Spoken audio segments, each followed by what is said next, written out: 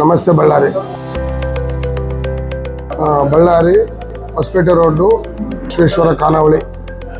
ಉತ್ತರ ಶೈಲಿಯ ಕರ್ನಾಟಕದ ಜೋಳದ ರೊಟ್ಟಿ ಊಟ ಮತ್ತು ಟಿಫನ್.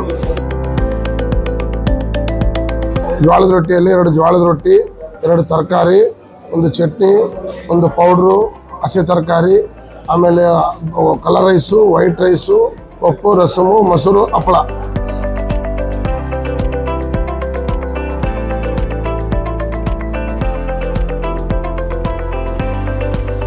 ಬಂದು ಹೋಳಿಗೆ ಊಟ 150 ರೂಪಾಯಿ. ಹೋಳಿಗೆ, ಬದನೆಕಾಯಿ, ಕೋಸಂಬರಿ ಬೇಳೆ, ಚಿತ್ರಾನ್ನ, ವೈಟ್ ಬಿಳೆ ಅನ್ನ, ಪಲ್ಯ, ರಸಮು, ಚಟ್ನಿ ಮತ್ತು ಮಿರ್ಚಿ, ಹಪ್ಪಳ ಈ ರೀತಿ ಇರುತ್ತೆ.